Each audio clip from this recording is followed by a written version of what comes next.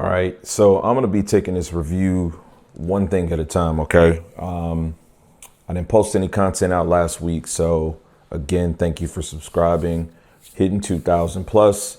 But today it's gonna be a review going over this MSI GE66 Raider laptop. Did an unboxing and then I did a video also going over me playing Cyberpunk within the beginning of the game. But this review is actually being done at the same time with me wearing these headphones also. So I have a review coming up for the Corsair Virtuoso SE models in black. I also did an unboxing and a mic comparison of that versus the Yeti. And so, yeah, I'm actually doing these both at the same time. So I don't really have a scripted structure on how I want to do this review, but I just kind of want to shoot a ton of different clips going over things as I experience them. So today I picked to play on this thing for a couple of hours just so that I could stress test it or tax it, if you will. And it's been holding up pretty well. I am about an hour plus into playing Assassin's Creed Valhalla. I am working with settings that are pretty much high in 1080. And let me flip this around so that I can give you guys a clear shot as to what's going on here. As of me recording this clip, I do not have a cooling mat, which I'm going to tell you I recommend that. So the laptop does exhaust on the left and on the right.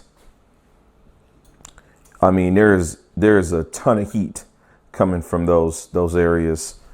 The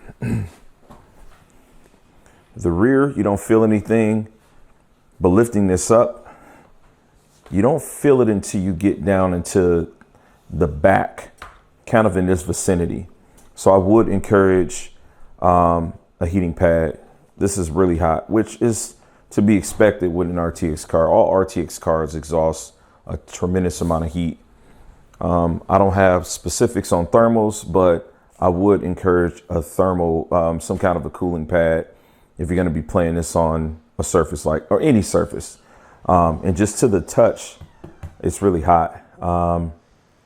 So that's one thing that I definitely would encourage you to invest in. I did get a 1-year warranty on this in store, so I'm personally not concerned about this thing blowing up, so to speak, if it gets too hot, because it's going to get taken care of. Specs right there. So I've got a 1 terabyte NVMe. I did add a second one, so I have two 1 terabyte NVMe's in mine.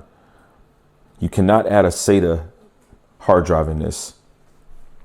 Another cool thing I do have an iPhone 12 Pro. I do have the USB-C to Lightning connected. That is a true Thunderbolt connector. So fast charging is really cool. That's a nice feature, nice perk there. But I want to talk a little bit about some other things here. So let me phase this back. Okay, so let's talk about my settings in Valhalla, because this is the game that I'm playing right now. The laptop is 1080p, native resolution, 240 hertz display. I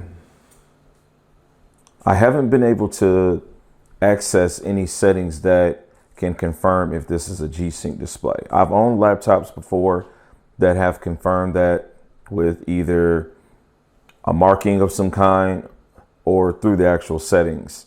Haven't been able to confirm that. But playing this game, I am averaging around 70 frames per second, and it's really smooth, I'll say that. The settings, so let's go down to options. I got it set at max frame rate on this game is 90 frames. Preset is ultra high. So everything's pretty much turned up. Here's just a graph here, since I'm not doing an official benchmark. You can see the minimum and the maximum. So Kind of idles around about 70 frames. Again, there's the specs. The game is loaded on a 1 terabyte NVMe. It's an 8 gigabyte graphics card. Current settings have about 5,800 megabytes used. This is going to be the biggest thing in Valhalla. Just like with Cyberpunk, if you reduce that, you'll definitely get more frames. But let's talk about something else. All right, so real quick, I just wanted to go over showing you what it looks like when you're taking this thing apart. So you got quite a few screws there. You just need a simple Phillips screwdriver to take things out. And once you do that, you can just pull the back of the laptop off. It comes off really clean and it's not really tight. Do keep in mind there is one particular screw that is covered with a factory seal sticker, so that does get a little messy aesthetically if you're into keeping your stuff looking immaculate. Pretty sure they put that in place. MSI put that in place so that you can know if it was tampered with or opened up. I didn't see anything that said you void the manufacturer warranty by opening it, but just keep that in mind. So just wanted to give you a quick look into the unit. It does come prepackaged with a 1 terabyte solid state NVMe. I did add a second, so I have 2 Samsung drives there. It is a Samsung 970 equivalent inside, and the unit does come with 2 16 gig sticks of DDR4 RAM, as well as a Wi-Fi module there that is M.2 also. Everything's really clean in here, nice long battery, and then at the top you're going to have the fans and the heat pipes and everything that's just going to exhaust and keep the system nice and cool. So it's really easy to upgrade. I like that. It's not too much work. You don't have to be too much of a pro there.